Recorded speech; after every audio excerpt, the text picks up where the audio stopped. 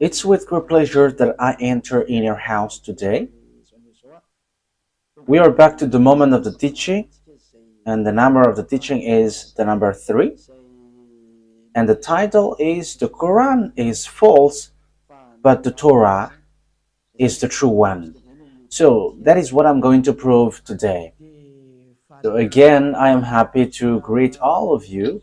Okay, let me adjust my clothes. Yeah, this is something that I have to do um, at the beginning of the teaching so that your eyes are not bothered.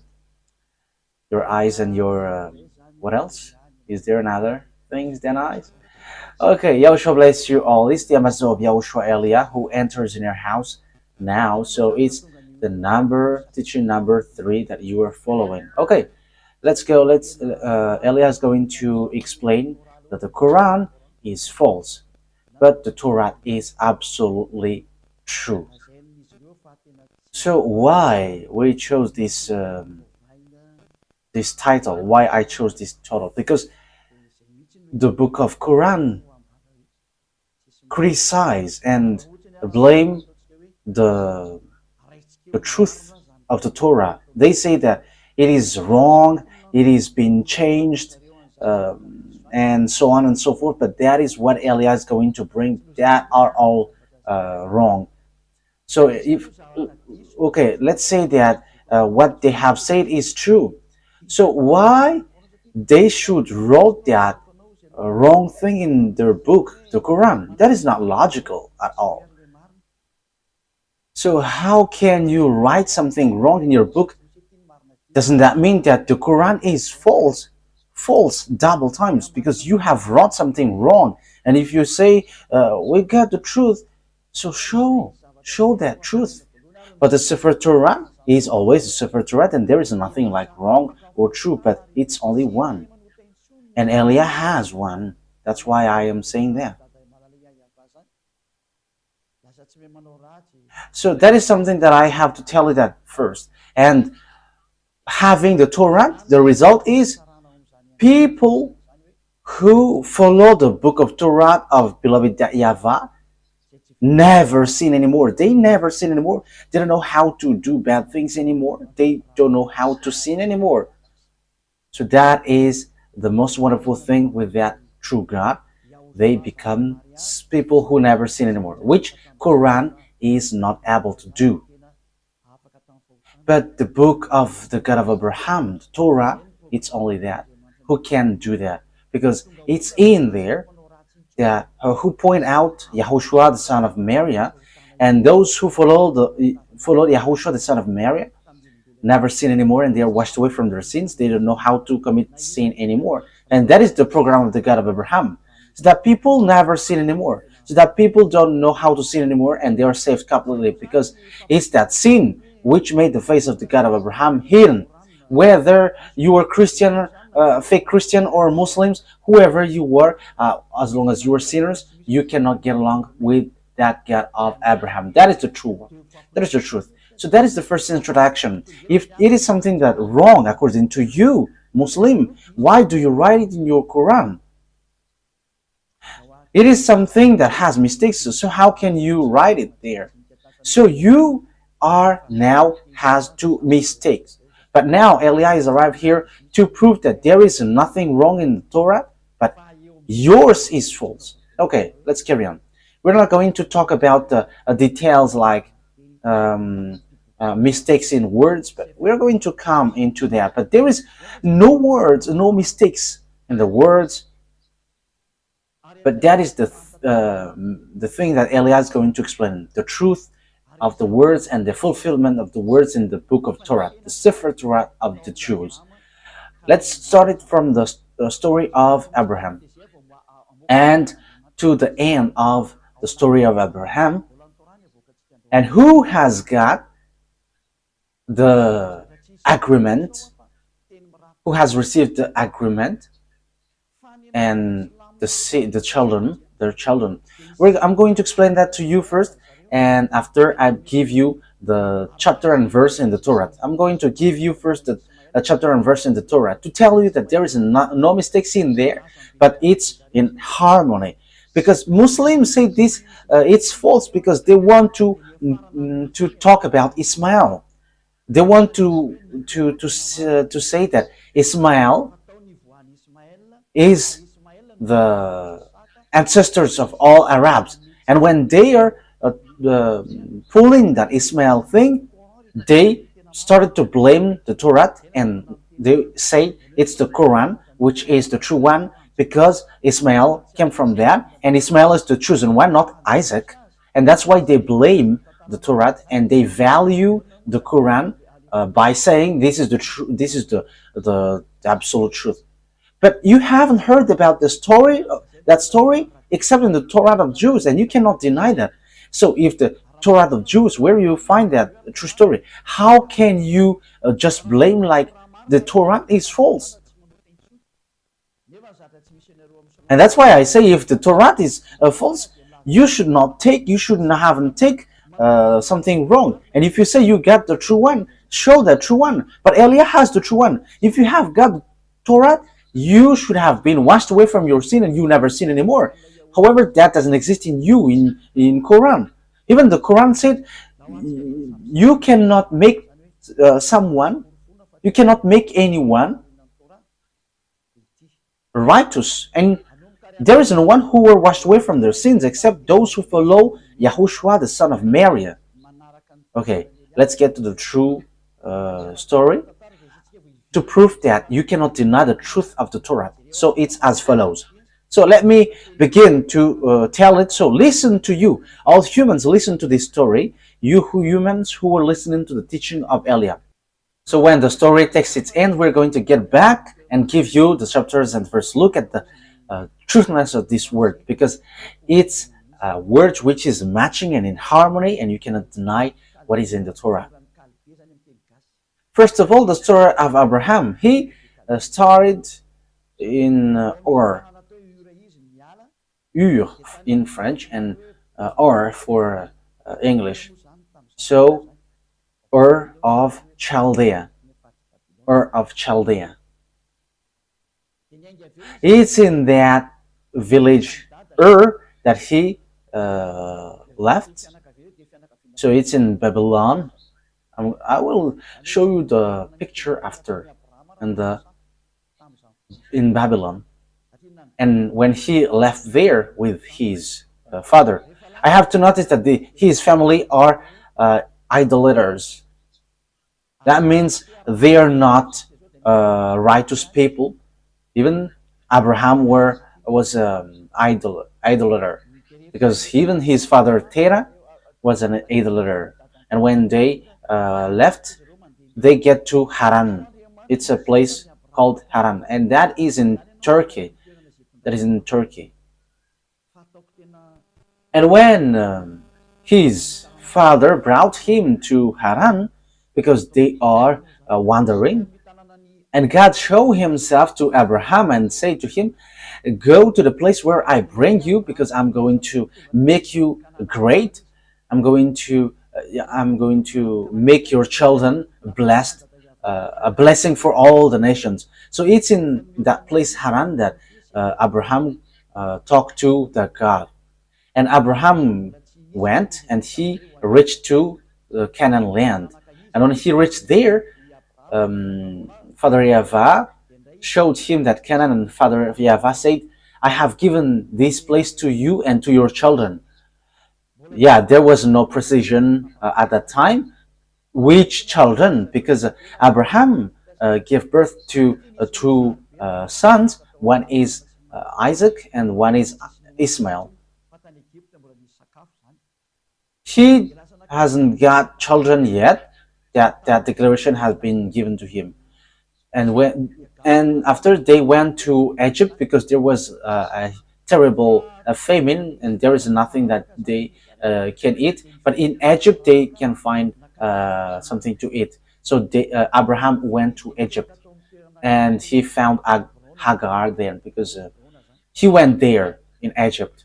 And when the famine has gone away, Abraham went back to Canaan. And when he went back there, he dwelled in Hebron, in a place called Hebron. So that it's where he end his trip. So when that story that that I have told you was finished, God said, "It's through your children that all the blessing for all nations will come." But he hasn't got children yet at that time. So he was like, "Who will receive that blessing? However, I am already old." And Sarah took Hagar at that time, and she said, "Because we cannot have children, and we got a slave woman, so have children, have a child with her, and when you got child from her, is going to inherit." So Abraham asked God, "Let Ismael be alive in you to get that inheritance, as you have told me that it's through my children that all the blessing will come up." So Father YAHVAH said, "No, your son Ismael is not going to inherit, but it's through your son, your own son, Isaac, that all the blessing for all the nations will come from." So that is a conversation between God and Abraham. So when time has come, Isaac was born. Yeah, because Ismael was already born before. And it's Isaac that God. Okay, wait.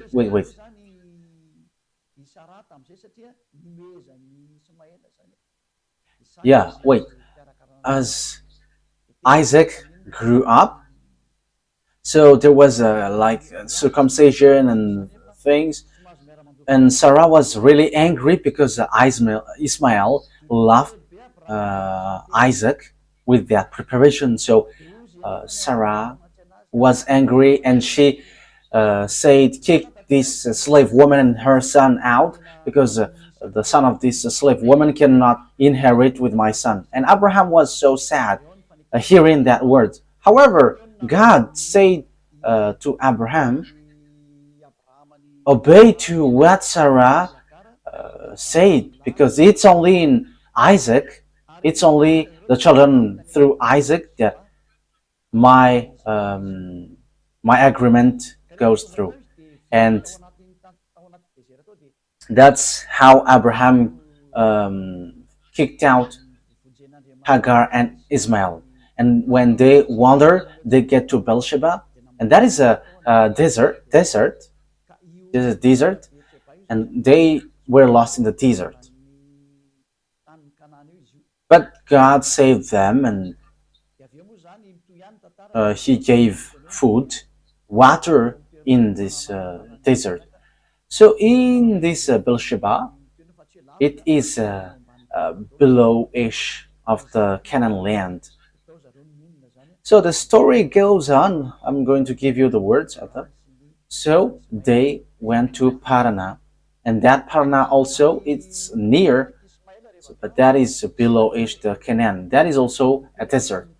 So they dwell there, and Hagar and Ismail dwell in. And then the children of Ismail, they dwell in the place between Shur and Havilah. Havilah it's above, it's in the northwest. I mean, it's northeast from Israel. And the Shur is next to Egypt. I'm going to give you the picture. And that is how the story went through Isaac. And when the time has come when Ismael was not there anymore because Sarah has kicked him out, so it's when there is no Ismael anymore that God has brought Isaac in a mountain to test Abraham. Okay, kill your son if you like me. So it's logical that God did that because he wants to make sure, as Abraham was an idolater, if he dares. So the God of Abraham saw that he really loves Isaac, and he didn't let him kill his son, but replace him into a sheep. And God said, because you haven't protected your son, your only son. Yes, God has said only son. So he considered Isaac as an only son. And it's through Isaac that I will bless all the nations. But God said, you have to know that your children will go and will be slave in another nation. But remember that when they come back, they will bring lots of wealth. That is what God said. So what happened when that declaration has been made to Isaac? Yeah, Isaac died. He had two sons, Esau and Jacob. Esau is the elder one and Jacob is the younger one. And God said, I don't need Esau, but I like Jacob. I hate Esau, but I like Jacob. That's what God of Abraham said. And Jacob has received the choice. And after, the children of Jacob is called Israel, and he gave birth to 12 children, where there was Levi and Judah. Moshe came from Levi, and YAHOSHUAH came from Judah, the son of David. A covenant for all people around the world to take away their sins. So that is how the story went. But after, when time has passed, there was another famine, terrible famine in the Canaan. Yeah, it happens in all the nations. But the children of Jacob went to Egypt. Jacob is Israel. When he has a fight with the angels of God, his name becomes Israel. So it's they who went to Egypt because of the famine which hit the land. So it's only in Egypt that they can shelter. So they all went to Egypt with Jacob and with his 12 sons and his wife. So they dwell there, and at the end, they were slaves. And the story continues. You see, it is a following up story. So where is the mistake? So when time has come, because they have been enslaved for 400 years, so the words of God were fulfilled. It's the children of Isaac through Jacob who were enslaved 400 years. And when 400 years have gone, God remembered these children of Israel, which he said, it's through your children that I will bless these nations. So Moshe, he sent Moshe to get these children of Israel out of Egypt. And that's what happens, that you cannot deny. And that is in the Quran. You say that it's really the children of Israel that he brought out of Egypt. So you cannot deny that it's Israelites who were enslaved in Egypt. And they came out successfully, and they get to Canaan when they have win against those who dwell in the Canaan land. Because when they get back, there are already lots of people who dwell in the Canaan land. But there are places that they can dwell in Hebron.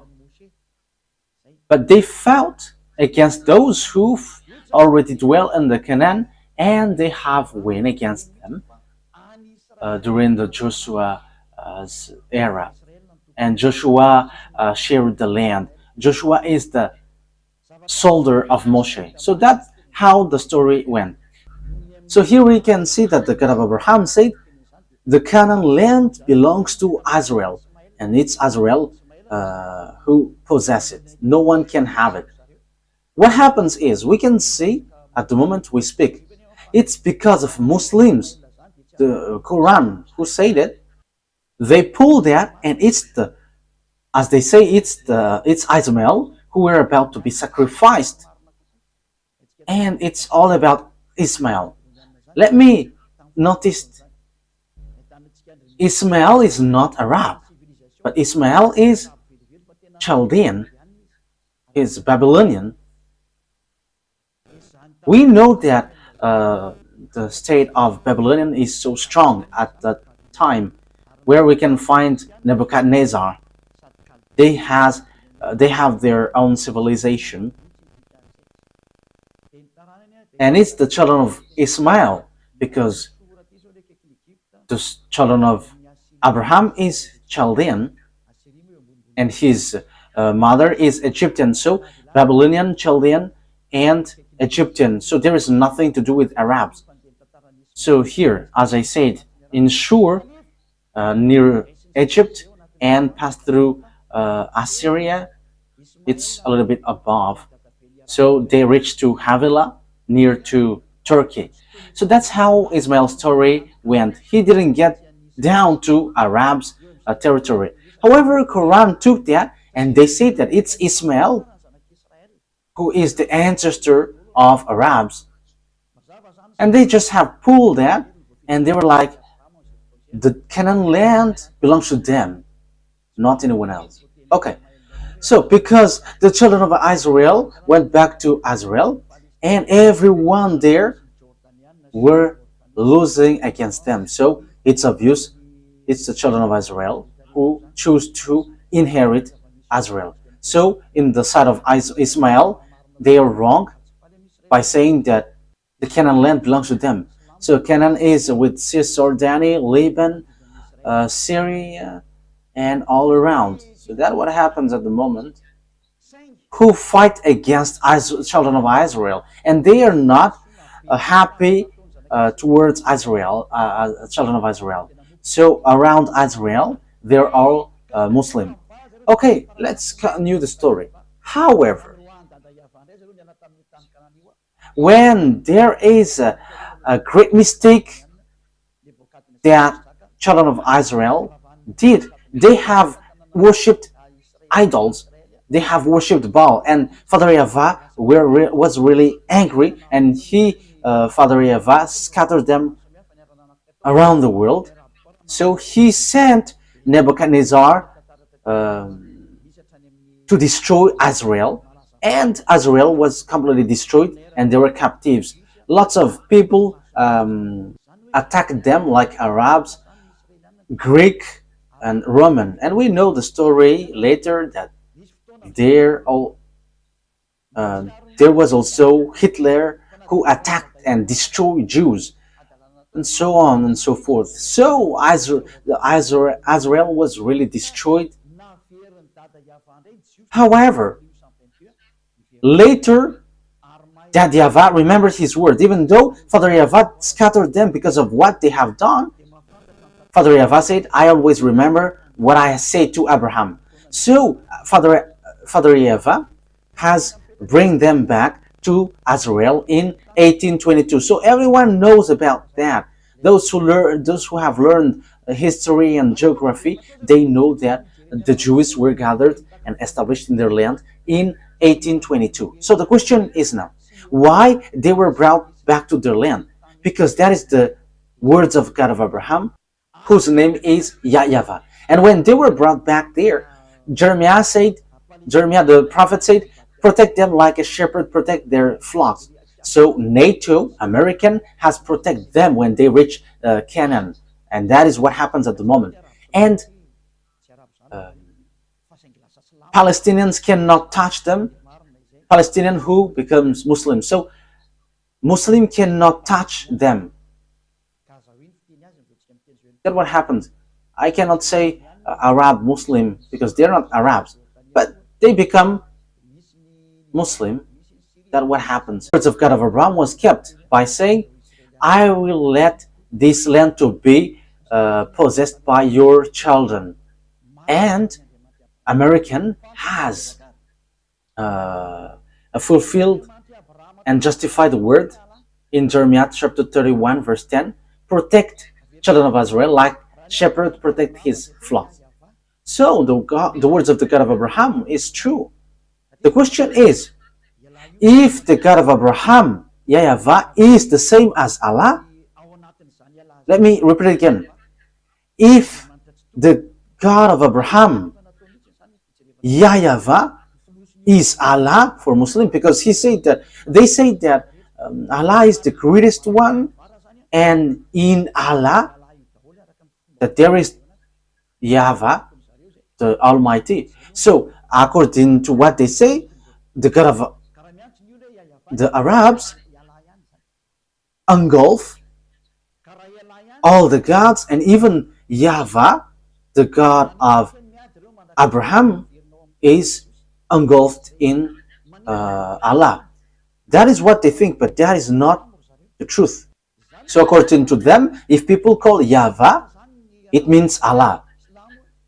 But if Allah is YAHVAH, why do Arabs fight against Israel when they get back to their land? Why Muslims fight against Israel, children of Israel?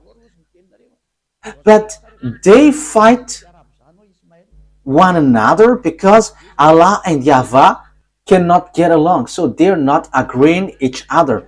So if these two descendants, children of Israel and Arabs, has only one God, I will explain after that. Ismail is not Arab. Those who say that are wrong. If we say that these two descendants have one God, the same God, the God of Ismail, that you think is Arab, but that is not the truth. But the God of Arab, who gave the Quran, if the God of Arabs is the same as the God of Jews, YAHVAH, Muslim and Israeli should not fight each other because they're worshiping one God. So why do they fight each other? But they're fighting each other until now and non-stop. Israeli and Muslims, Arabs. That means that the God who brought the children of Israel are different from the God of Arabs. They are completely different, but you Muslims forced it to be the same because you have stolen the story, the teaching in the Sefer Torah, because you want to be the descendants of Ismail. So that is how it ended up. So answer that question: if Allah, God of Quran, and YAHVAH, God in Torah, are the same, if they are the same, why do you fight? Why don't you accept that the land of Canaan is yours? That's why you were fighting against Israeli. But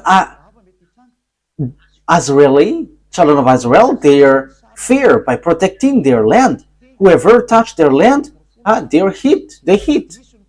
I am not protecting them, but they have despised Father YAHVAH. If they haven't despised Father YAHVAH, maybe something else has happened. But okay, that is the story and the truth of the words to prove to you that the Quran is false. And that is different, completely different from the Torah, because they're fighting each other. However, beloved, that YAHVAH brought the children of Israel to the Canaan. So if that YAHVAH is the same as Allah, why Father YAHVAH fight against Allah? Allah, the God of Arab, Muslim, why do they fight? They fight because Allah is not the same as YAHVAH. They're not equal. But Allah is the God of Arabs in the Quran, which is already false and fake. But YAHVAH is the God of the Jews, who justifies his word until now. The Canaan land belongs to them. So it's obvious Allah is false. Allah is fake. But YAHVAH is true.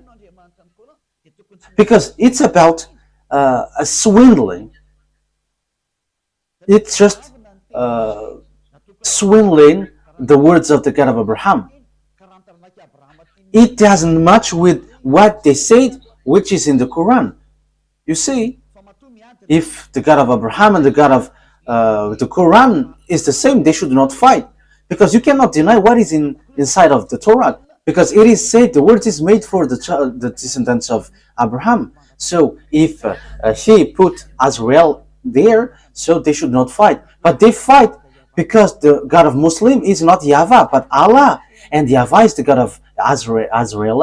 And they cannot accept because this land belongs to them. And Arabs cannot deny that until now. That is the proof that YAHVAH is the truth and that YAHVAH is the mightiest, because they cannot fight against Israel until now. And the Quran is completely false, because what they said, like Ismail inherit Canaan, that is not logical. But and now Israel is really established, and until now. So Quran is completely false, because the words of God didn't get to the Quran, like in Arabs got the Canaan land, but the Canaan land belongs to Israel, and even Israelites get back to their land in 1822. So it's been 200 years ago. It's 200 years ago. So as conclusion, to finish the long words, it's obvious that the words of God is true. The Sefer Torah of Jews is the true one, but the Quran of Arab Muslim is false, and it's thief. And the dangerous thing is they have erased the words of God in the Torah, and they have created a new book. We're going to talk about them. And when they created that book, they ordered people not to look in this Torah, because as they say, it's an ancient book, and they should listen to the new prophet, not the old prophet. You Muslim cannot deny that. You are like, you should not listen to the Torah, because that is an ancient one, and do not listen to the elder prophet, but the prophet of Arab, you should listen. You're just forcing thing, but that is something wrong. Okay, let's follow up it with a picture and with chapters and verse. Okay.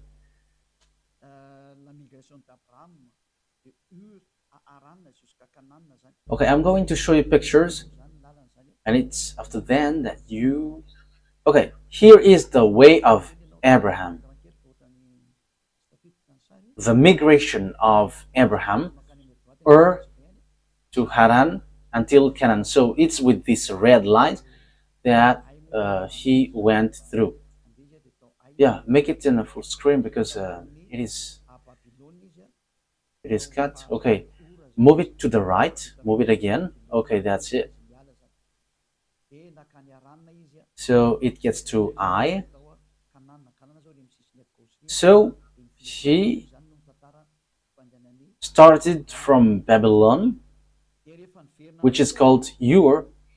So he left there and he went to Haran, and he then went to Canaan. So with this red arrow.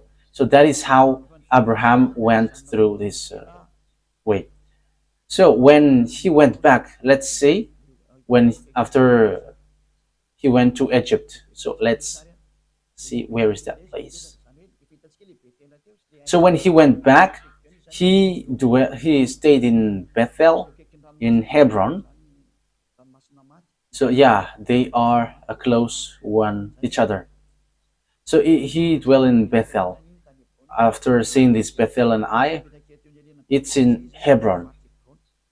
It's near the Black Sea, Dead Sea. So here is the Hebron that I have talked to you. So he dwelt in between Hebron and Ai, Bethel and Ai. So that is the story of Abraham during his migration. So he really reached the Canaan land, and it's the Canaan land which is given to him and his descendants. So let's take a look at the Sefer Torah of the Jews. Let's read the chapter and verse from now on.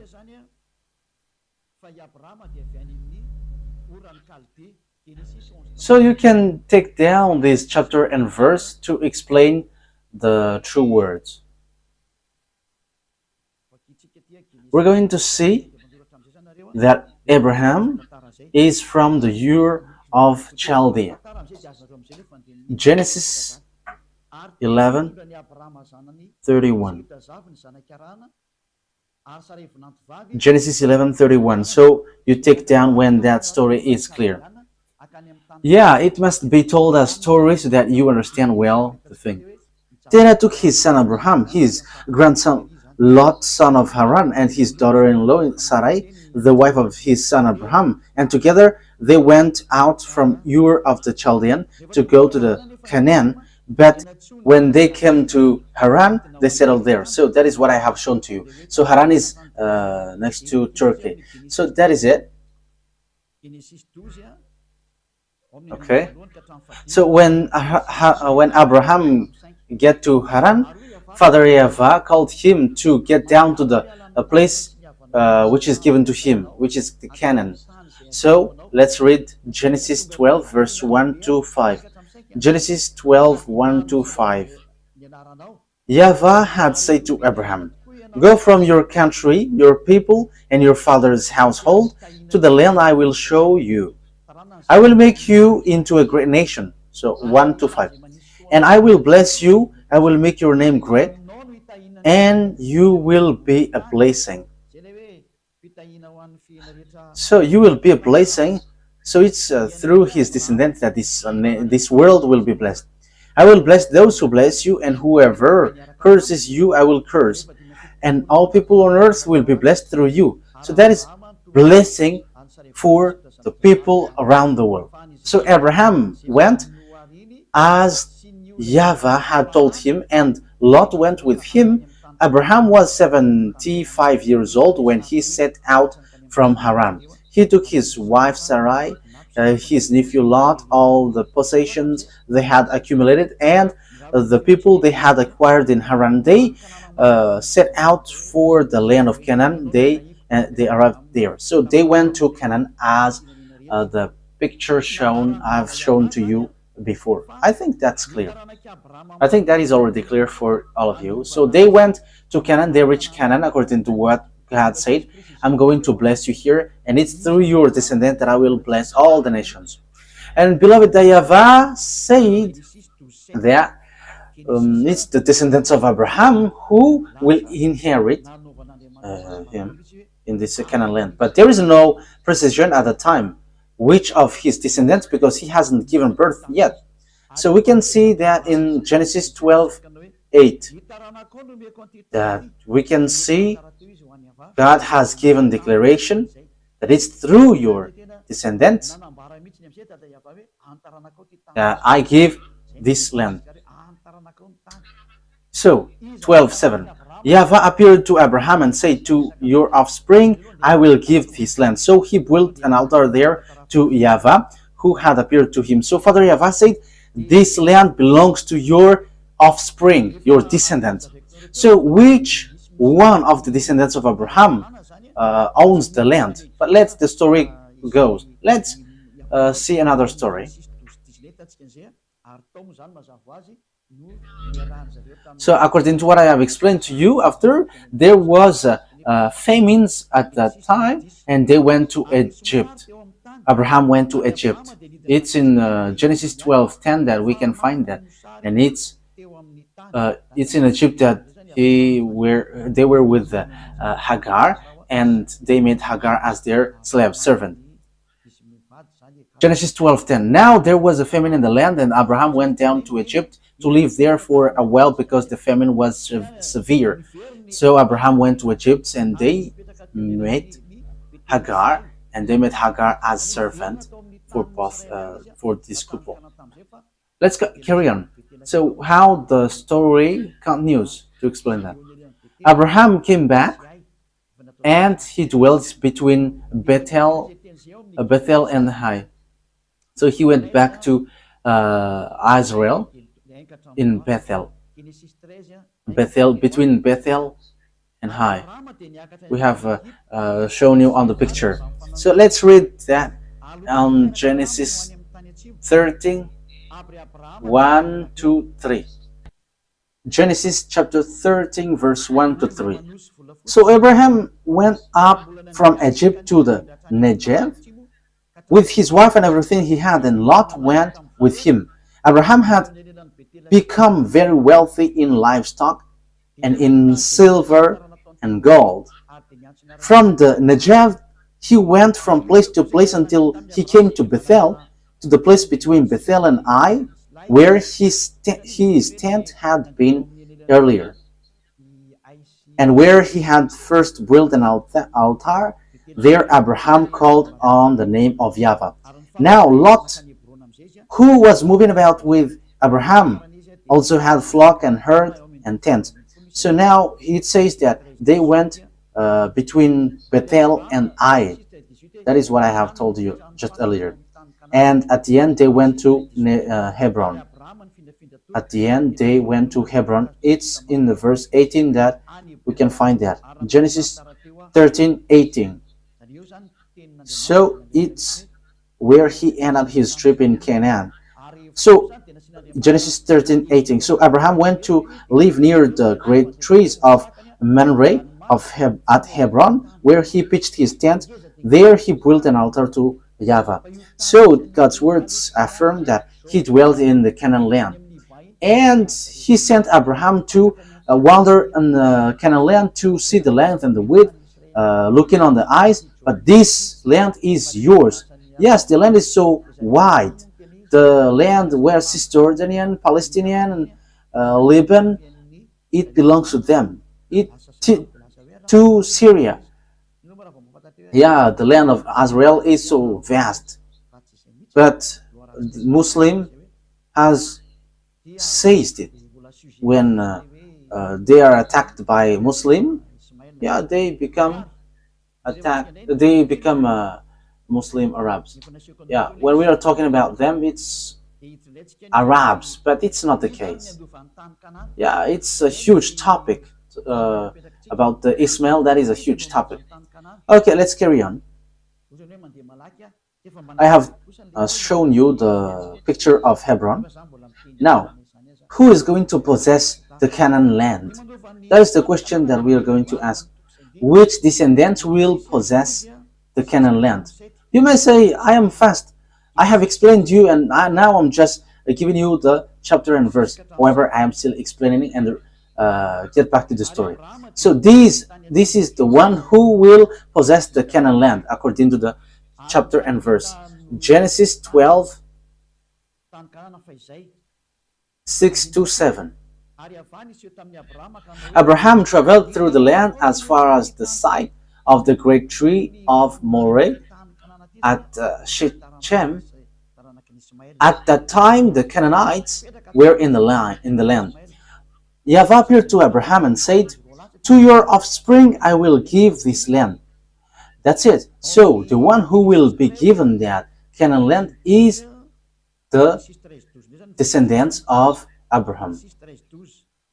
But which one of the descendants of his descendants? In Genesis 13:12, we're going to read that. Genesis chapter 13, verse 12. We're going to read.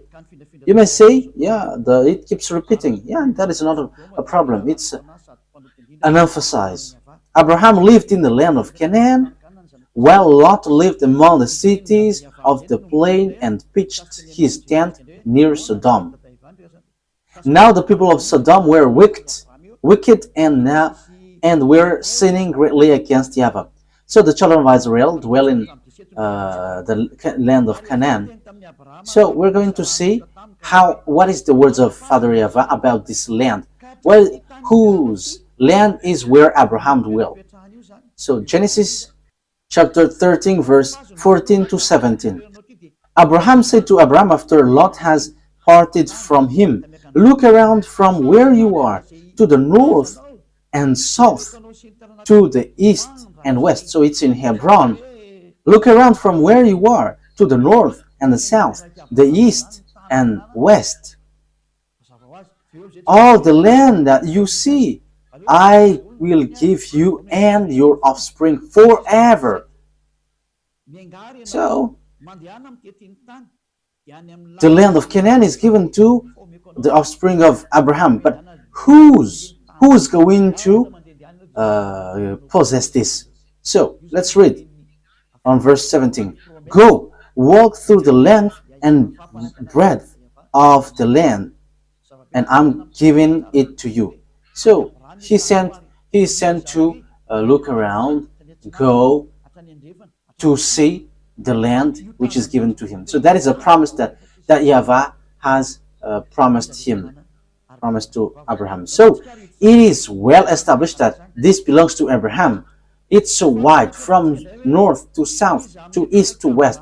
So everything that you can see, it belongs to you. The land is so wide, so huge. Okay, let's get to another situation. The question is, who among the descendants of Abraham that he has given birth, who will possess the land? But that is the problem until now. That's why this war occurs. That's why I told you, this God, Allah and YAHVAH, are not the same. Allah is the fake God of Muslim, for Arabs. I have told you, I have proved you how he is wrong. And I have given you also the God of Abraham, which goes through Isaac and Jacob. So let's continue the words. So whose descendants will possess this? Genesis 15. We're going to read the verse 4 first.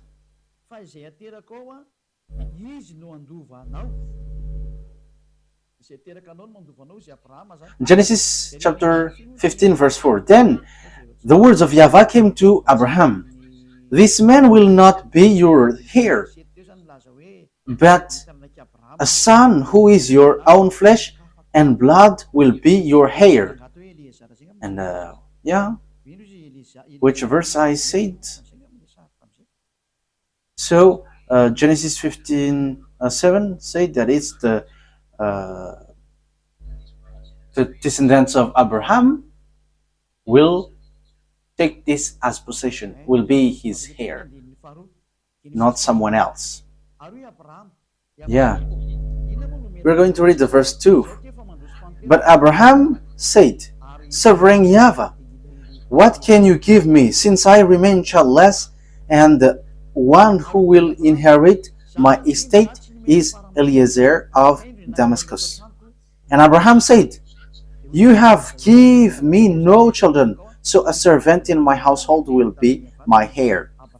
Then YAHVAH said, No, he's not going to be your heir, but it's your own son who will be your heir. So his heir, according to the words of God that we are going to read, it's Isaac. We're going to read the Sefer Torah of Jews. It's Isaac who is going to be his heir. So God has established well that it's Isaac who is going to be your heir. Genesis chapter 17, and which verse? 19, verse 19. We're going to read, and 21. Genesis chapter 17, verse 19 to 21.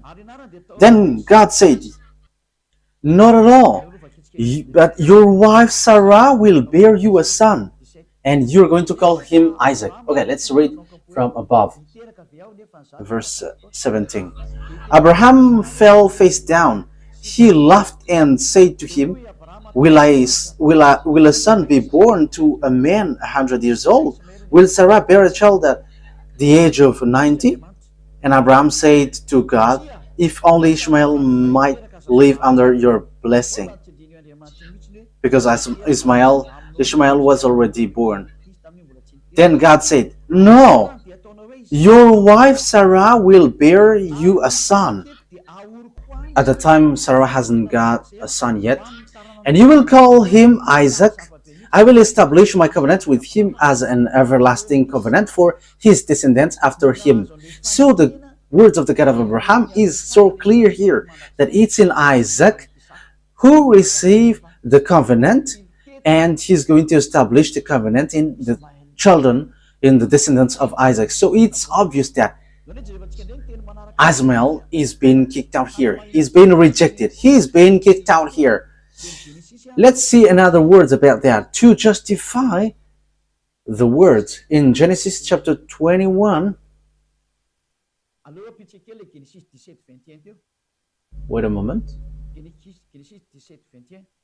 Let's add the Genesis 17:21.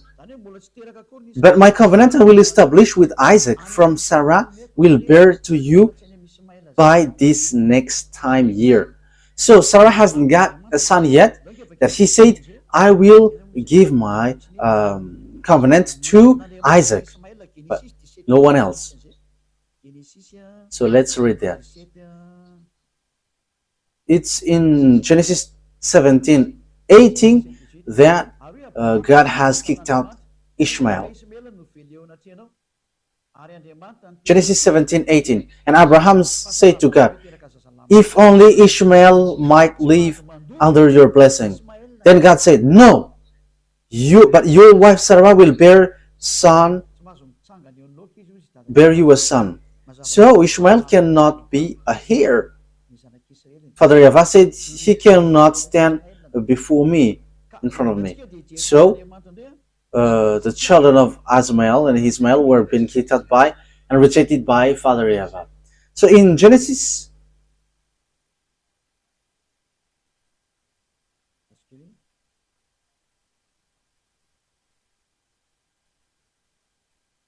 wait a moment.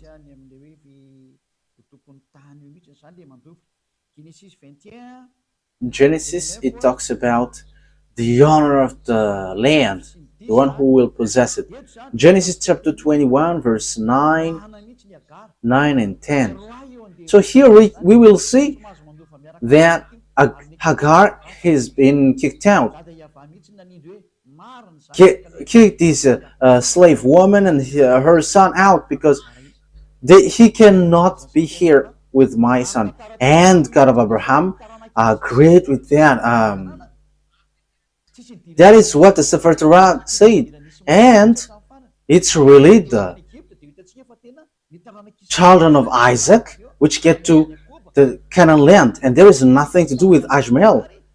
And we can see also that those who were slaved 400 years in Egypt was the children of Isaac, not the children of Ishmael.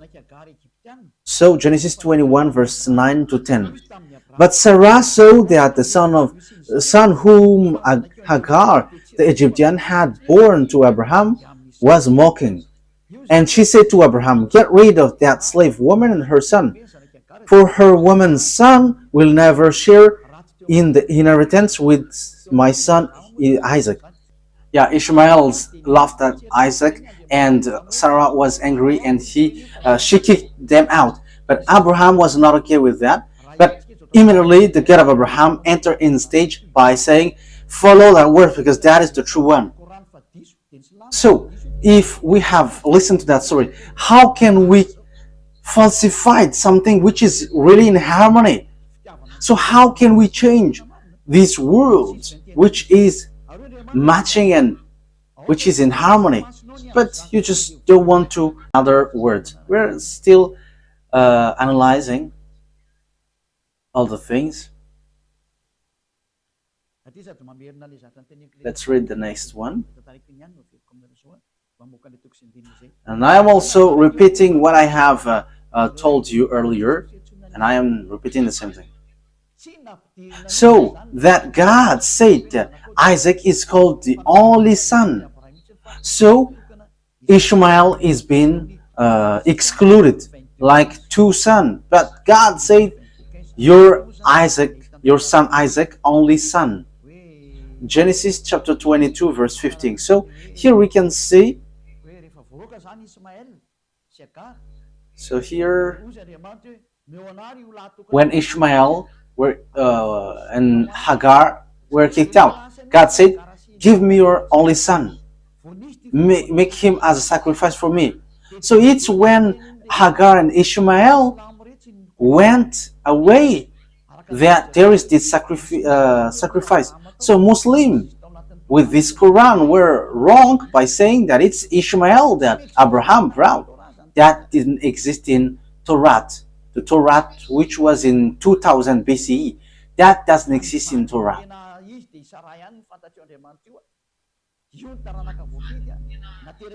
But the real wife is Sarah, and that is the chosen offspring, and it's through his womb that I accept, and it's Isaac.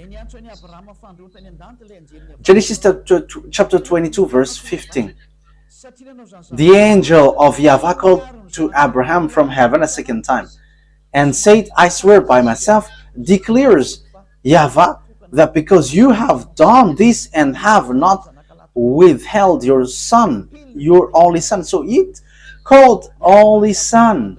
So it's only Isaac who is the only son of Abraham. So the God of Abraham, whose name is YAHVAH, has rejected and kicked out about Ishmael. And it's not in the dashboard of the God of Abraham. And according to the Sefer Torah of Jews, don't let him in. Yes, that is really clear. Let's get to another explanation, as I have given you earlier, but I'm giving it to you little by little. So God has given declaration. It's through the descendants of Isaac that all the blessing of all nations will come from. So the salvation, it's about the salvation for the people to become someone who never sin anymore. That is the meaning. So that they become righteous. So we can see that even the book, the one who wrote the book of Quran, he have asked for forgiveness. If you know the story, he was not sure yet if he will go to paradise or not. You have to. He's not sure yet if he will go to the heaven of heavens or not. You have to follow your book. But Elia, in our book, we say that we are sure 100% our way when we're with the God of Abraham, with Yahushua, the prophet, the last prophet in Jews he sent. Okay, let's read Genesis chapter 22 verse 18. And through your offspring all nations on earth will be blessed. Let's repeat that again.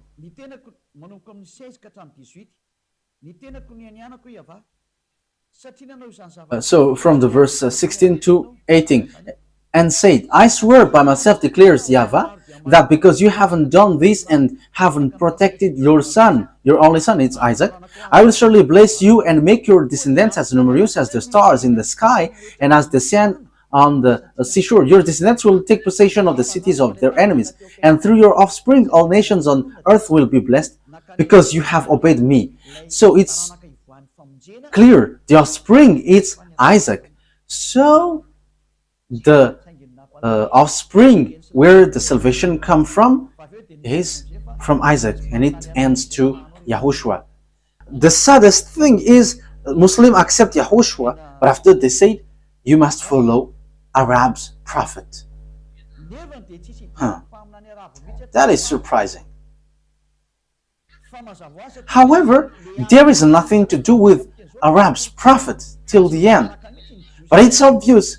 The war in Israel, that is the proof that the Jews and the Arabs cannot get along. So YAHVAH and Allah cannot get along. But YAHVAH justifies his word till the end. And his word cannot be stopped till the end. And YAHVAH is not Allah. Allah is not YAHVAH. They are completely different. And the true one is the Torah, not the Quran. Yeah, we're going to get a little by little, but I always repeat that. Okay, let's carry on. We are not getting to another word.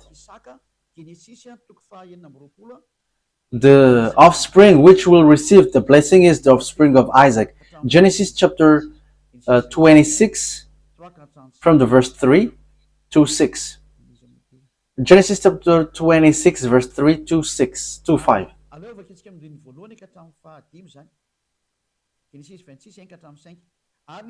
Let's start from the verse 1 to 5. Genesis 26, 1 to 5. Now there was famine in the land, besides the previous famine in Abraham's time. And Isaac went to Abimelech, king of the Philistines, in Gerar. And YAHVAH appeared to Isaac and said, do not go down to Egypt. Live in the land where I tell you to live.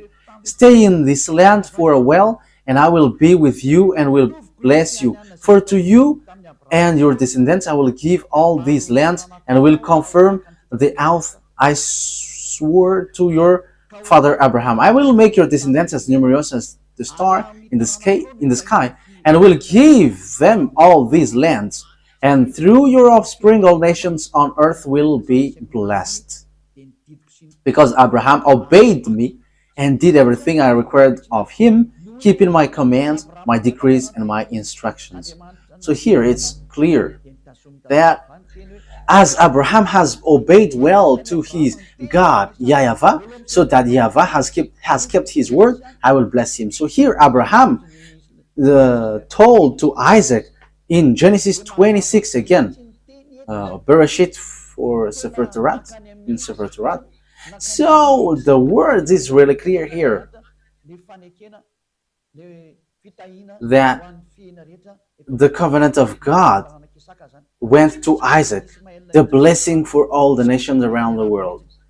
So it comes from the offspring of Isaac. So there is nothing to do with Ishmael or Arabs. So Arabs are excluded till the end. So Arabs cannot get into this. Like there is no word which gets to Arabs. That doesn't exist. The Torah reject that till the end. That's why I say to you, what is in Quran is not logical. There is kinds of strong manipulation, because here it's your descendants who will be blessed, and that is in the Sefer Torah of Jews. So what kind of words which is being manipulated if we are listening?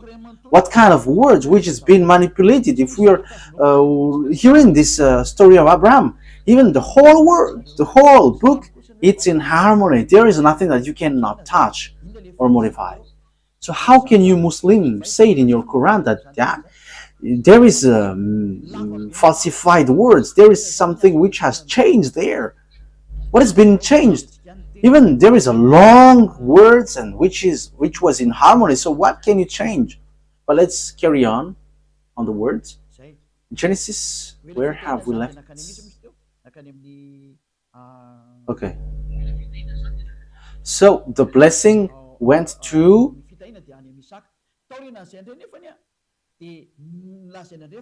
the blessing was in Isaac. So after then, it was said that blessing went to Jacob. So that all the blessing of nations went to Jacob. So let's take a look at the story of Jacob. Genesis chapter 28. Genesis chapter 28.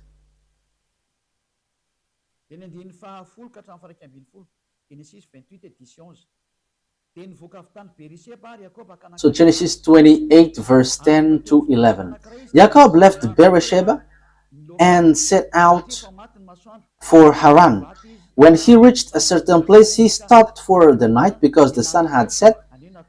Taking one of the stones here, he put it under his head and lay down to sleep because it's already night.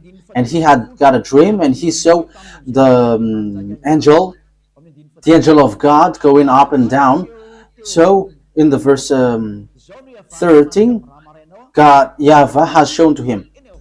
There above it stood YAHVAH, and he said, I am YAHVAH, the God of your father Abraham and God of Isaac. So how can you say that this is falsified? It is really well established, God of Abraham and God of Isaac. So it's the book of the Jews, you cannot touch it. So it is said, I'm going to give you, Jacob, this land. Your descendants will be like the dust of the earth, and you will spread out of the west and the east to the north and to the south. All the people on earth will be blessed through you and your offspring. So here, it's through your descendants that the all earth will be blessed. So here, there is no mistakes in the words of Father YAHVAH, but it is really matched in harmony. And it is said that it is made for the descendants of Abraham, went to Isaac, went to Jacob. So here, this is the sign which is given to you. Let's read that sign. Okay? Remember that the the descendants of Jacob, which is called Azrael also. Okay, let's read that. In Genesis chapter 32, verse 39. So here, where the name Azrael comes up. What? Where is that?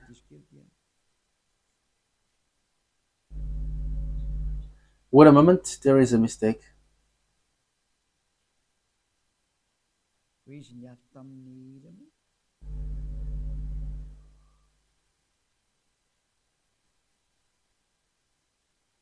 When he fought,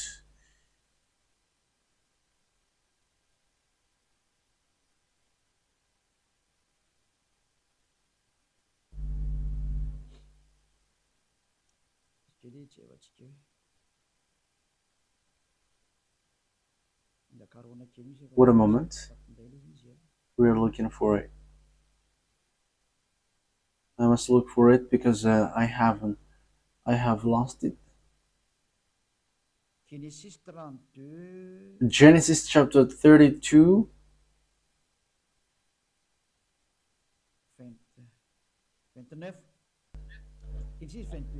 verse 29. Genesis chapter 32, verse 28-29. Then the man asked him, "What is your name?" "Jacob," he answered. Then the man said, "Your name will no longer be Jacob, but is Israel, because you have struggled with God and with humans and have overcome." So God, the God of Abraham, has changed the name of Jacob into Azrael. So from then, Azraelites are called Azrael. So that is the children of Isaac, children of Jacob, children of Isaac, children of Abraham. So that descendants would be slaved in Egypt, according to the words of God.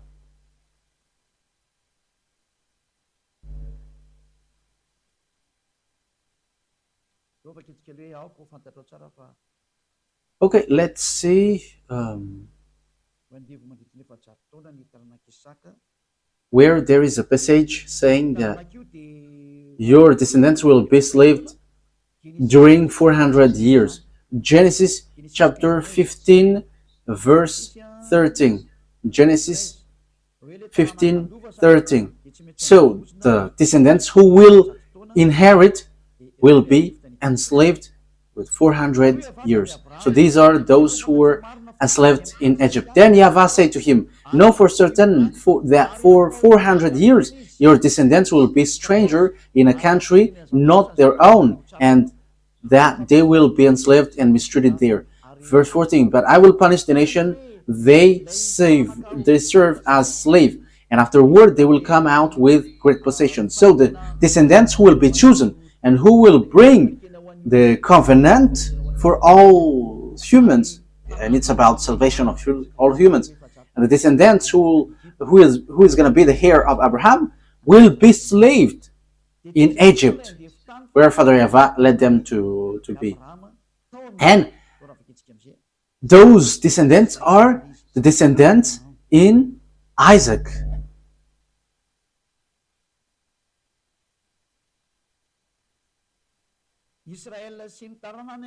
Azrael and his offspring were slaved in Egypt, according to Genesis chapter 46, verse Genesis chapter 46. Okay. Genesis chapter 46, verse 1 to 7. So Azrael set out with all that was his. And when he reached the Beersheba, he offered sacrifices to the God of his father Isaac. And God spoke to Azrael in a vision at night and said, Jacob, Jacob, here I am, he replied. I am God, the God of your father, he said. Do not be afraid to go down to Egypt, for I will make you into a great nation there. I will go down to Egypt with you, and I will surely bring you back again, and Joseph's own hand will close your eyes. Then Jacob left the Beersheba, and Azrael's sons took their father Jacob and their children and their wives in the cart the Pharaoh had sent to transport him. So they went to Egypt and they brought everything that they had in Egypt. Verse 6. So Jacob and all his offspring went to Egypt, taking with them their livestock and their possession they had acquired in Canaan. Jacob brought with him to Egypt his sons and grandsons and his daughter and granddaughter, all his offspring. So everything that they had in Canaan, they brought it into Egypt. So it's obvious that Canaan belongs to them. So they were slaves in Egypt. So you see, we went from Genesis 11 to 46. So the offspring to Jacob to Azrael proves the truth of the words of the God of Abraham. So which of them are falsified according to you? And you may say the Sefer Torah is being corrupted, and we don't need to listen to that anymore, and we have to listen to the new words in the Quran. You see, that is all wrong. However, when we dive into the story, the Arabs cannot get into this story because there is no blessing for Arabs in. Whether in the Quran, that doesn't exist, but they just force with this situation. And they were like, it's an ancient book, but now it's Quran. This is the new model. This doesn't work. That is to fight against the God of Abraham, and his name is YAHVAH, because that is his real name. We cannot say, let's call him, but his real name is YAHVAH. Let's carry on the words. So they are the people who went to Egypt and they were slaves there. Let's read the words of God about that. So the Azrael were suffered in Egypt. So in Exodus chapter 2,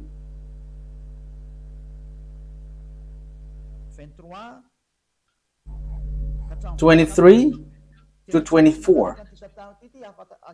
So we must follow this story so that we know and we can see the mistake in the Quran, which despised and rejected the Sefer Torah of Jews, so that they can establish the prophet that they must follow. That is the reason. They were like, get this aside. This is the new book. Follow the new prophet. Don't listen to the previous one anymore. However, when we are listening to the story in the Torah, it's obvious that the descendants of Ishmael are being kicked out. There is nothing to do with Arabs. So in the Quran, it's a trap just to reject the Sefer Torah of Jews, which is the word of the God of Abraham, YAHVAH. So that is unaccepted. That's why Elia came to bring the glory of beloved YAHVAH back. Yeah, the teaching is a bit long. I'm not going to cut it until the words ends, because you are already carefully listening to its end. Exodus chapter 2, verse 23 to 24. Genesis 2, 23, 24. During that long period, the king of Egypt died. The Israelites groaned in their slavery and cried out, and their cry for help because of their slavery went up to God. And God heard their groaning, and he remembered his covenant with Abraham, with Isaac, and with Jacob. Now it keeps repeating the covenant in Abraham, Isaac, and Jacob. So there is nothing to do with Arabs.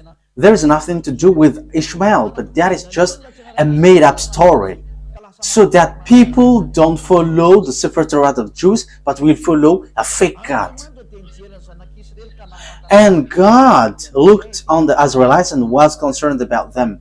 And he remembered, this is the word that I have told to Abraham. So God has looked over them. So when it reaches more than 400, it's approximately 430 years.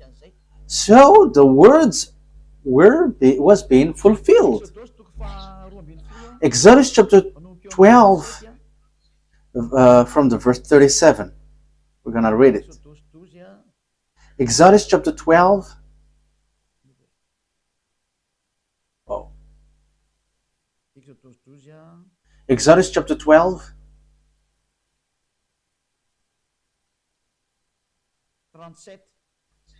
Verse 37. The Israelites journeyed from Ramesses to Succoth. There were about 600,000 men on foot, besides women and children. Verse 40, where is it? Verse 40. Okay, let's read from here. Verse 40. Now the length of the time the Israelites people lived in Egypt was for 30 years. And at the end of the 430 years, they, to the very day of YAHVAH's division, left Egypt. So the 400 years was an approximative date. Maybe people will criticize that this is not precise. You cannot force God with time. But when he said 400 years, but he will not give you precision. Even one day for him is 1,000 years for humans. So how can you make precise time for that? So it's here. This is the people who were enslaved in Egypt, and God has brought them out of Egypt and brought them to the Canaan land. And the children of Israel get to the Canaan land as Joshua has led them there. Let's read that. Joshua chapter 11. Joshua 11:23. Joshua 11:23. That the children of Israel get to the Canaan land, and that is to tell you all who follow this teaching. There is nothing that you can deny with what Elia has taught here. But the words of salvation was in harmony. The program of Father YAHVAH to save people in Israel. And devils wanted to manipulate in all way. But you devils cannot move anymore. Elia has arrived. And this teaching cannot be gone against anymore. The truth must get back to the truth. And the salvation of the people, because everyone are to be saved. Arabs, English, Chinese, African. Elia saved them all. Elia saves. That's why Elia brings back this word to save you. Okay, let's carry on. Joshua 11:23. So Joshua took entire land just as YAHVAH had directed Moses, and he gave it as an inheritance to Israel according to their tribal division. Then the land had rest from war. So there was no war anymore, because Joshua has taken all the entire land, as Father YAHVAH said, this is all your land. So when they seized the land, the words of Father YAHVAH has been fulfilled, and Ishmael cannot get included. There is no Ishmael who said, where is our part of land? No, there is no such thing. And until now we see that it's the land belongs to Israel. So what happens after? When the children of Israel, the mindless one, the fool one, did bad things again. I say fool because after seeing these things, they should not betray God. But they have betrayed God and they worship Baal. Okay, let's read the words of God.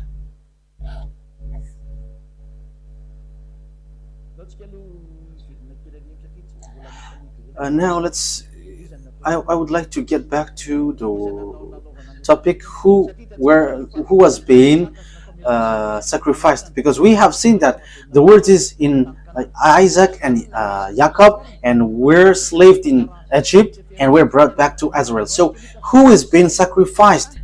And until now, we can see that the land belongs to Israel. So who is being sacrificed in the Mount Moriah? Because it's the one who is being sacrificed there, who possessed that word, and the one who were slaved, who received that word. So the one, the descendants to be blessed are those who were slaved. So it's Isaac who is being sacrificed in the Mount Moriah. Genesis 22, Genesis chapter 22, verse 2. Genesis 22, 2. Then God said, take your son, your only son, whom you love, Isaac. So he is the only son. And go to the region of Moriah, sacrifice him there as a burnt offering on a mount I will show you. So that is what Muslims reject. So how can we reject that? But they just change it into Ishmael. If Ishmael was there, why they were not slaved in Egypt? And why the descendants of Ishmael were not slaved for 100 years? But there is no descendants of Ishmael, but they just pull it like they're the ancestor of Arabs. But Arabs, they are in the south. Ishmael is Egyptian. He is above there in Israel. So there is nothing to do in Arabs. So verse 16. So it's these descendants who receive. Okay, Genesis chapter 22, verse 16 and 17. We get back to this. And said, I swear by myself, declares YAHVAH, that because you have done this and have not protected your son, your only son, I will surely bless you and make your descendants as numerous as the stars in the sky and as the sand of the seashore. Your descendants will take possession of the cities of their enemies. And through your offspring, all nations on earth will be blessed. So, it's obvious the words is true. And the descendants of Abraham in Isaac, that there was the blessing. So, Isaac, it's in Isaac that all the words are fulfilled. So, it's Isaac who are being sacrificed. It's through the descendants of Isaac that all the nations are blessed. So if Ishmael died there, for example, it should be the descendants of Ishmael who should be enslaved. But there is no children of Ishmael who were being enslaved. But it's the descendants of Jacob. So it's obvious that the one who was about to be sacrificed in Mount Moriah was Isaac. So Ishmael is rejected. Arabs are rejected. The Quran is fake, false.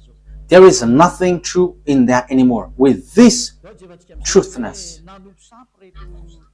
So let's see that these they have worshipped idols. Oh, where was that? Because we know the story about the salvation for all people, YAHOSHUAH. It comes from this offspring. So YAHOSHUAH came out from that. We're going to talk about that next time, but let's get back to the story. Because when they get back to their land, it's obvious that YAHOSHUAH came from Israelites. So we know the story. He was born by Maria, and he brings the salvation for all the people around the world. Glory be to beloved YAHVAH. Glory be to YAHOSHUAH. But children of Israel sinned, and they end up by being scattered out of their hand. Because Father YAHVAH said, if you broke my law, I'm going to scatter you. Leviticus chapter 26, and also we're kind of ending the word. Verse 14, 15. Leviticus 26, 14, 15. But if you will not listen to me and carry out all these commands, and if you reject my decrees and abhor my law and fail to carry out my commands and so violate my covenant, then I will do this to you. I will bring on you sudden terror, wasting disease and fever and so on and so forth. Okay, let's read on verse 33. Okay, let's start from the 32. Okay, 31. If you don't obey my law, this is what I'm going to do to you. Leviticus chapter 26, verse 31 to 33. I will turn your cities into ruins and lay waste your sanctuaries, and I will take no delight in the pleasant aroma of your offering. I myself will lay waste the land, so your enemies who live there will be appalled. I will scatter you among the nations. I will draw out my sword and pursue you. Your land will be laid waste, and your cities will lie in ruins. So, I'm going to make you lose against your enemies. So that is what Father YAHVAH said, because they have worshipped Baal. So, judge.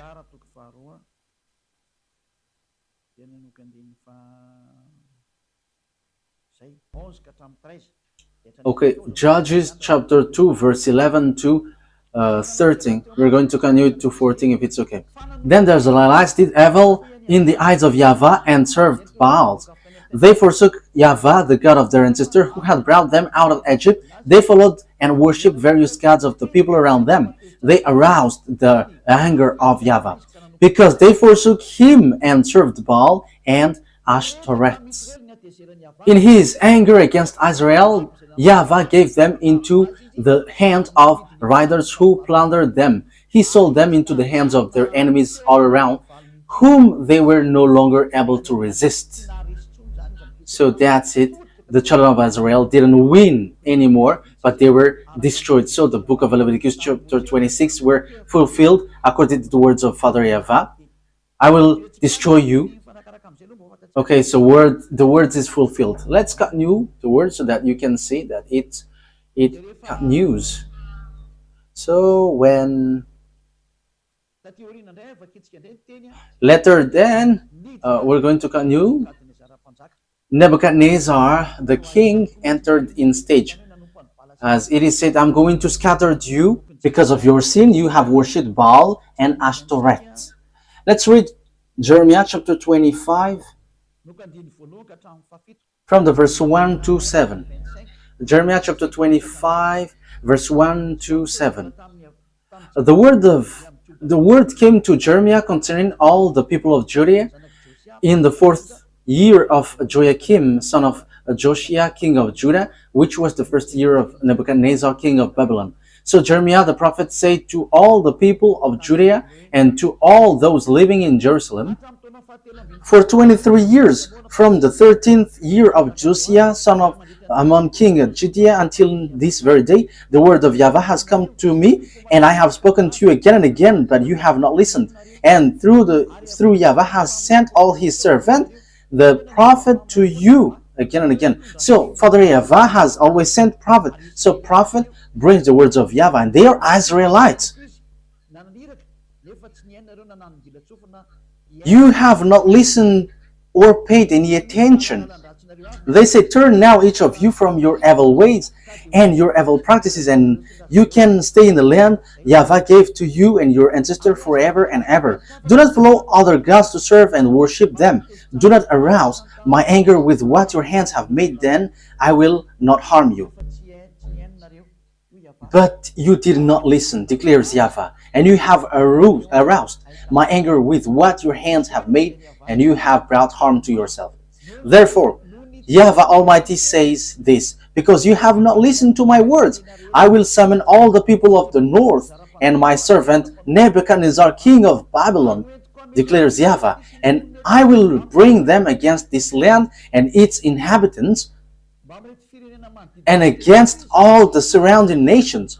I will completely destroy them and make them an object of horror and scorn and everlasting ruin. I will banish from them the sound of joy and gladness, the voice of bride and bridegroom, the sound of milestones, and the light of the lamp. This whole country will become a desolate wasteland, and this nation will serve the king of Babylon 70 years. That YAHVAH has beaten them. I'm going to make you captives. So that is accomplished in Jeremiah chapter 52. Let's read that.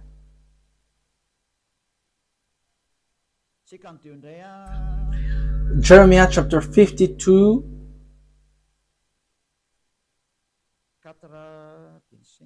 verse 4 and 5. Jeremiah chapter 52, verse 4 and 5. So in the 9th year of Zedekiah's reign, on the 10th day of the 10th month, Nebuchadnezzar, king of Babylon, marched against Jerusalem with his whole army. They encamped outside the city and built siege works all around it. The city was kept under siege until the 11th year of King Zedekiah. So we can see it's what happened next.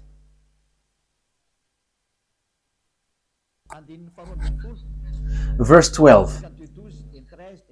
52, verse 12 to 14.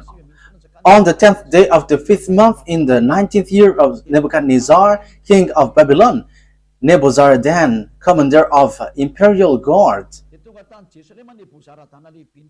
who served the king of Babylon, came to Jerusalem. Verse 13.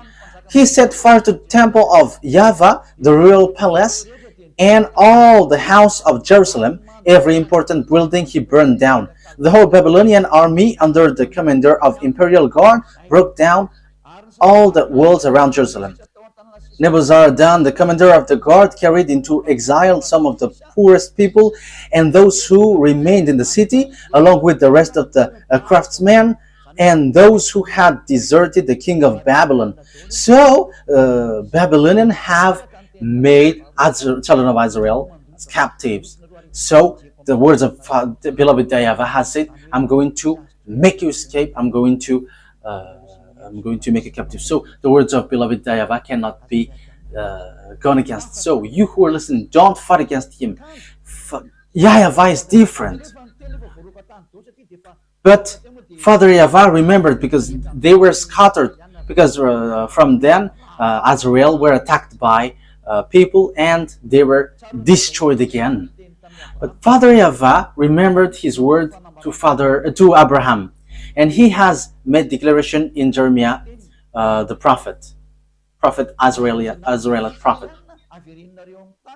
He said, "You who have scattered Israelites, gather them back to their land and protect them as a flock." So that has been fulfilled in 1822, and American and NATO protect them now. That is being fulfilled, and the words of prophet is again true. Jeremiah chapter 31, verse 10. Now the words of Father YAHVAH has repeated, I will always give their land. Hear the words of YAHVAH, you nations, proclaim it in distant coastlands. He who scattered Israel will gather them and will watch over his flock like shepherd. So whoever scattered Israel, gathered them. So these worlds have gathered them because of what happened to Israel. And now American is the chief, the leader who led the children of Israel back to their land through the League of Nations at the time. So it was in 1822, and they have got independence in May 14th. I don't remember the date. It was a long time ago. Okay, so later, as children of Israel have received independence, so they become country. So the words of Father YAHVAH is being fulfilled. The words is true. The declaration is true. So the words, the truthness of the words is undeniable. So the Sefer Torah is true. Father YAHVAH kept his word, because Jeremiah the prophet, he was in 500 BCE. The words of Father YAHVAH is in 2000 BC, and it has applied in 500 BC, and it has really fulfilled in 1822. The Jews have gathered back into their land. So that is really fulfilled. Jeremiah 31:10. Who can fight against that YAHVAH? That YAHVAH has sent Elijah, so the truth is being brought back. All about him is being brought back. His glory and His truthness. You cannot stop His truthness. All humans must prostrate before that YAHVAH. He is the God. That is the truth. YAHVAH is His name. There is no one who can fight against Him. You must get aside. Allah, get aside. You cannot get into that anymore. I give you the proof. When we are looking to the story, the children of Israel get back to their land. That is the words of the prophet, Israelite prophet. And it's the Israelite prophet that Moses has told. It's a prophet, Israelite like me, that you must listen. So the words of the prophet Jeremiah has been fulfilled. The children of Israel get back to their land. So who among you can say that the words of the prophet of Arabs or English or Chinese has authority? That has no authority. That has no authority, because it is said it's the words of the Israelite prophet which has been accomplished from Abraham to Moses to Jeremiah, and it has been fulfilled in American and to the world, the whole world. So the question is, if the children of Israel get back to their land, and we have seen that. That is, I'm getting back to my previous explanation. If Allah is the same as YAHVAH, the Muslim and children of Israel should not fight against each other, because it is said you are going to inherit the land of Israel. So if Allah is same as YAHVAH, Palestinian Arabs or whoever around Israel should not fight against Israel. They should welcome them. But why do they fight each other? They're fighting each other because Muslim Arabs and Israelites cannot agree. Because Arabs say that the land belongs to them. As proof, they built mosques in Israel, Mosque of Omar, because they say that Ismail has been sacrificed and they built mosque. That is something that you cannot deny. And that's how you say that it's your land. Yeah, the Mount of Zion is the Mount of Moriah. So it's your mosque, which is the proof. And you insist that this Canaan land is yours. Israel is yours. And you don't accept them to dwell in. As proof, you built mosque. Why do you fight against Israel? If YAHVAH is equal Allah, you should not fight. You should applaud and welcome the honor of the words. But you fight against each other and you kill one another until now. And even you do some kamikaze. Arabs has done kamikaze. I am telling you, stop that. Look at the truth. Be conscious now. As long as you kill Israelites and you cannot agree one another until now, the God of Abraham is really and completely different from Allah. And you cannot equal YAHVAH to Allah. You cannot mix Allah and YAHVAH. YAHVAH is really separated. And YAHVAH sent Elia. He sent YAHOSHUAH. And he is really different. YAHVAH is the true God. He keeps his word. And when he says all the Arabs are kicked out, the Arabs cannot move. Where is Allah because Allah, the God of Arabs, said Ishmael is the owner of the covenant. But how? Where is Ishmael who get Israel? Even Ishmael is not Arab. You forced him to be Arab, but he is not an Arab. He is not an Arab, but you forced him to be an Arab. The Muslims are Arab, but he is not an Arab. But he is Chaldean, he is Babylonian, and Babylonian is not an Arab, because in the time of Babylonian there is already Arabs. But Arabs are not Babylonian, and Babylonian are not Arab, but they are different. We are going to talk about that next time. Now we are still in the teaching. But here it is really clear that the God of Jews, Abraham, YAHVAH is his name, and he is really and completely different from the God of Arabs whose name is Allah. And when they are different from one another, it's obvious Quran is no longer accepted, but it must be the Torah of Jews which brings the truth. The truth is for the Jews, the Quran is kicked out, the God of Muslim is kicked out and cannot touch this truth.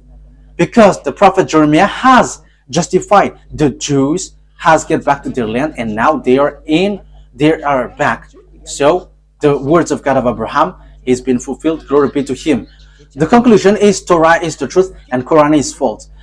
Allah is not the God of Jews, but the God of Jews is YAHVAH, and he is the owner of the Sefer Torah of Jews, and you cannot enter into that. The rest are just scam. Last thing, Moses said, because we have heard his word, only listen to Israelite prophet, including Jeremiah the prophet. His word is being fulfilled. Deuteronomy chapter 18 verse 15. The prophet that you can listen is Israelite, and you cannot listen to other prophet but only Israelite, and it's only the Israelite prophet's words which are fulfilled and no more.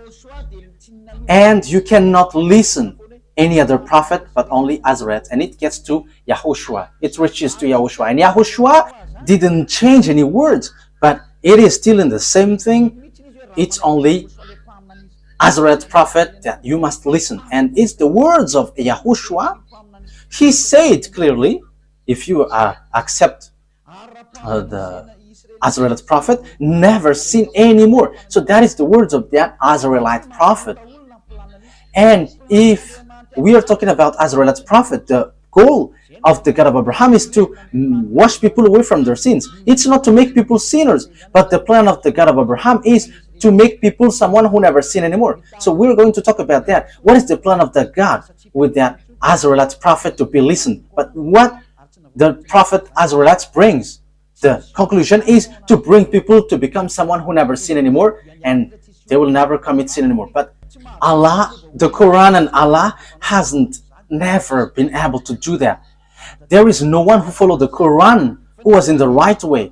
Everyone who follow Quran and Allah cannot go to the righteous way, because it is written in their book they cannot change people to the righteous.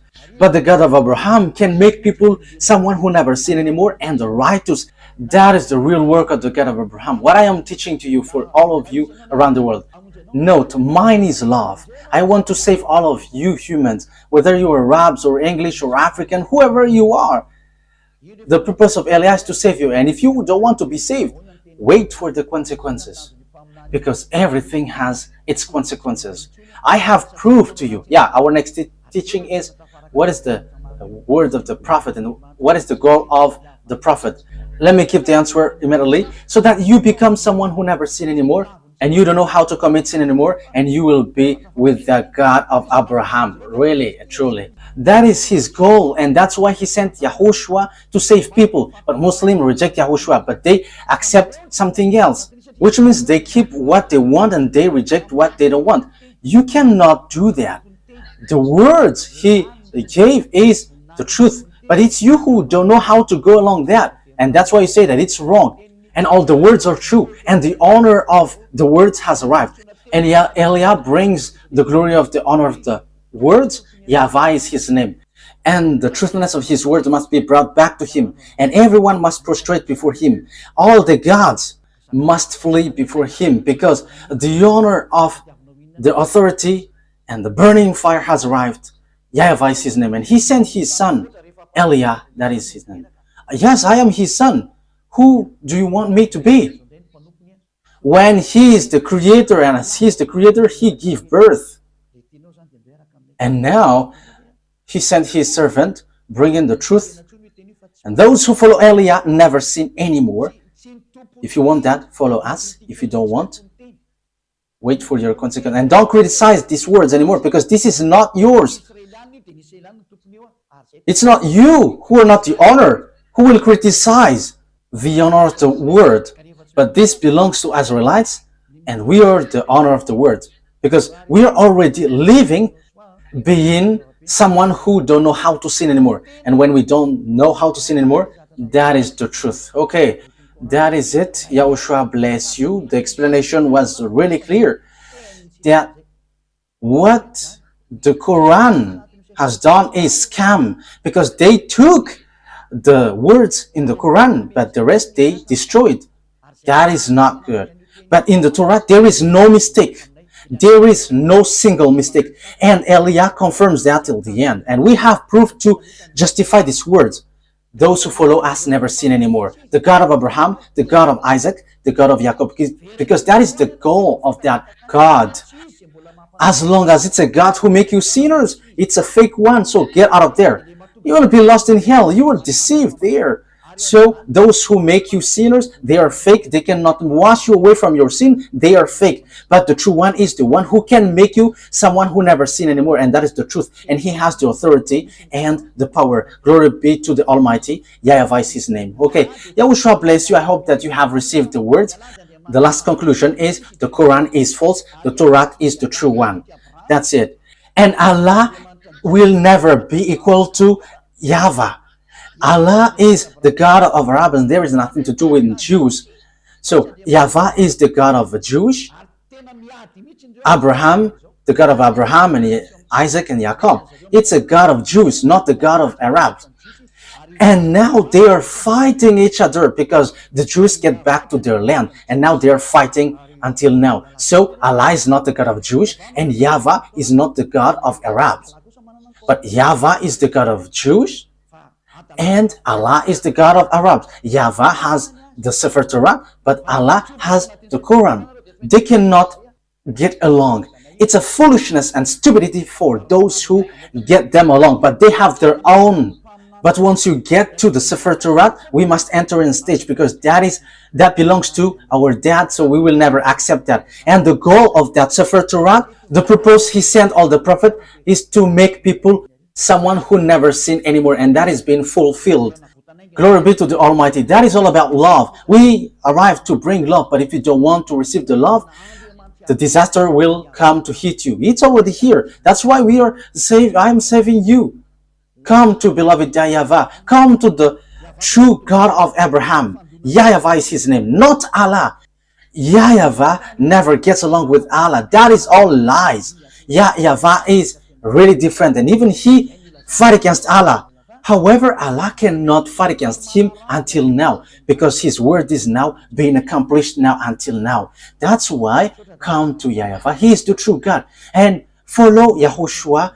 He sent because he is the Savior. Let's pray together.